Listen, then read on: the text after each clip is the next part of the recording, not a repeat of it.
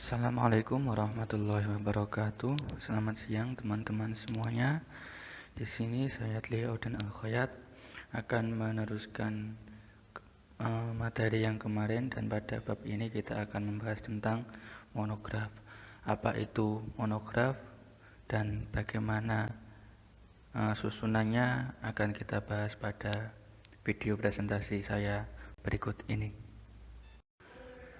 Monograf adalah suatu risalah pada satu subjek atau bagian dari subjek atau risalah seseorang.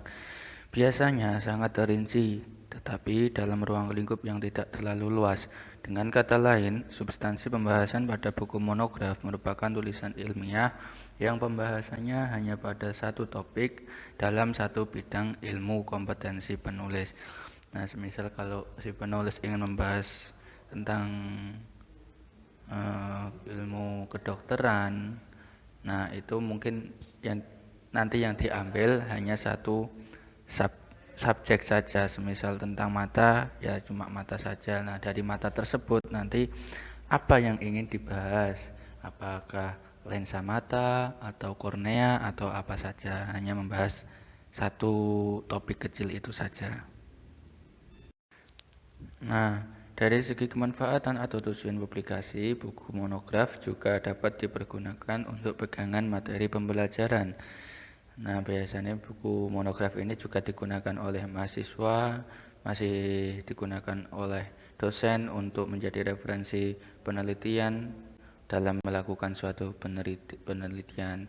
Namun, buku monograf ini ketika digunakan oleh seorang mahasiswa, tentunya mahasiswa tersebut juga masih membutuhkan bimbingan dari si dosen.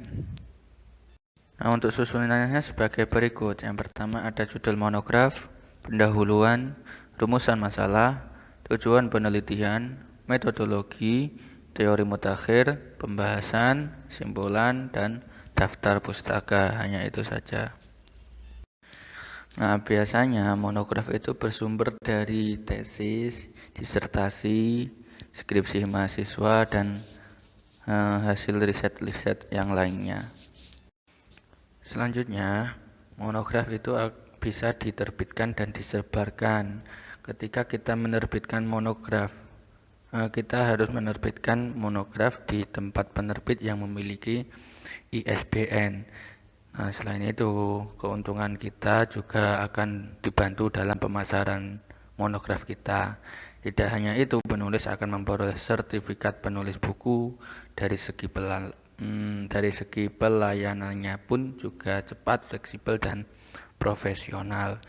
Di sini Dikti memberikan beberapa syarat untuk kontennya, yakni jumlah minimal halaman monograf adalah 40 halaman dengan ukuran setengah kertas F4. F4 itu kan ukurannya berapa itu? Berarti kalau setengahnya 15 dikali 23 cm dan spasi 1,15. Ini berkaitan dengan sumber penulisan monograf. Ketika kita menggunakan sumber penulisan dari hasil penelitian yang dilakukan oleh bersama, maka ketika kita akan menulis menjadi monograf harus mendapat persetujuan dari tim peneliti yang lainnya. Kalau ada 3 orang, berarti ketiganya harus menyetujui penulisan monograf dari kita. Nah, persetujuan itu dibuat secara tertulis di atas materai dan ditandatangani. Untuk penelitian yang melibatkan mahasiswa, jika merupakan dari penelitian dosen, maka dosen bisa mengklaim sebagai penelitiannya. Namun, jika penelitian mahasiswa bukan merupakan bagian dari dosennya, maka secara etika dosen tidak bisa mengklaim penelitian tersebut. Jadi kalau dosen dan mahasiswanya itu bekerja sama untuk membuat sebuah penelitian, maka dosennya bisa mengklaim hasil penelitian tersebut. Ketika mahasiswanya yang membuat sendiri, maka dosen tidak berhak sedikit pun atas penelitian tersebut.